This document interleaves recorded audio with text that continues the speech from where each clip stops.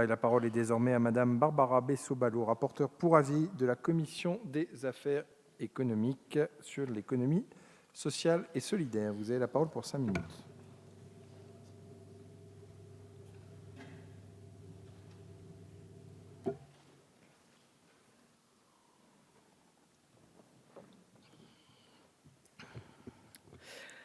Monsieur le Président, Madame la Présidente, Monsieur le Ministre, chers collègues, en tant que rapporteur pour avis de la Commission des affaires économiques, j'ai examiné avec une attention particulière les crédits de la mission Écologie, développement et mobilité durable consacrés à l'économie sociale et solidaire. Avec 10% du produit intérieur brut et 14% de l'emploi, l'ESS est un secteur d'activité stratégique que l'on aurait bien tort de négliger. L'ESS incarne une réelle ambition pour les modèles économiques de demain. L'entreprise change de monde et l'ESS doit être le modèle à intégrer. Le terme exprime alors à lui seul toute la philosophie du secteur, faire le lien entre l'économie d'un côté et le social de l'autre pour faire converger les meilleures pratiques et être au service de la solidarité. Il est donc essentiel que nous unissions nos efforts pour dépasser la barre des 10% du PIB et faire que l'ESS irrigue l'ensemble de notre économie. Le soutien que l'État apporte au secteur est crucial pour faire émerger toutes les initiatives qui devront demain être autonomes. Parce qu'elle est profondément transversale, l'ESS est soutenue via plusieurs missions budgétaires. Mon avis porte spécifiquement sur les crédits inscrits dans le programme 159 de la mission Écologie. Le budget 2020 envoie à ce titre un signal favorable en direction du secteur avec 19,89 millions d'euros. Les crédits sont en augmentation et l'élan en faveur de l'ESS et de l'innovation sociale se poursuit. Ces crédits permettent d'une part de financer des actions d'investissement pour le développement de l'ESS. Le secteur peut compter sur l'effet levier et l'investissement public sur l'investissement privé. Le gouvernement a fixé au début du quinquennat un objectif ambitieux d'1 milliard d'euros de financement en faveur de l'innovation sociale d'ici 2022.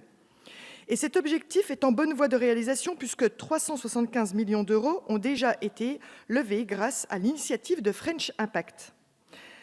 Ces crédits financent d'autre part les dispositifs locaux d'accompagnement qui soutiennent les structures employeurs de l'ESS. L'efficacité des DLA fait l'unanimité. Et je me félicite donc des hausses de crédits prévues cette année pour les finances. Mais les acteurs signalent qu'1 million d'euros supplémentaires seraient aujourd'hui nécessaires pour que ce dispositif soit pleinement efficace. Il est important d'écouter ces remontées de terrain et j'ai donc déposé des amendements en ce sens. Dans la deuxième partie de mon avis, j'ai souhaité approfondir la question du développement de l'économie sociale et solidaire dans les territoires et en particulier en ruralité. L'ESS est historiquement profondément ancré dans le monde rural, essentiellement par le mouvement associatif. L'heure est désormais à l'innovation. Il est temps de porter l'ESS comme réelle économie d'avenir qui apporte des solutions nouvelles pour répondre aux grands enjeux des territoires. Les commerces qui s'inscrivent dans la démarche de promotion des circuits courts, les épiceries solidaires, les ressourceries sont autant d'initiatives qui méritent d'être encouragées et soutenues. Parmi les leviers identifiés pour favoriser le développement de l'économie sociale et solidaire en ruralité, je me suis intéressée à la question des monnaies locales complémentaires. Ces monnaies qui ont une vocation bien complémentaire et non alternative à l'euro peuvent générer des bénéfices à la fois économiques, sociaux et écologiques significatifs.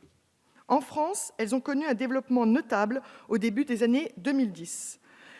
Et ont été reconnus comme titres de paiement avec la loi ESS du 31 juillet 2014. La France compte aujourd'hui près de 80 monnaies locales en circulation pour une masse monétaire totale de plus de 2 millions d'euros. Ces monnaies peuvent dynamiser l'économie de proximité et favoriser les circuits courts. Elles peuvent constituer un nouveau gisement pour financer les projets en faveur de l'économie sociale et solidaire. Certaines expériences de terrain nous montrent tout le potentiel recelé par ces moyens d'échange complémentaires, comme le SCHCO, monnaie locale du Pays basque, et première monnaie locale complémentaire d'Europe, qui constitue aujourd'hui l'exemple le plus abouti. Il existe plusieurs leviers pour encourager les monnaies locales, qui essaiment un peu partout dans nos circonscriptions.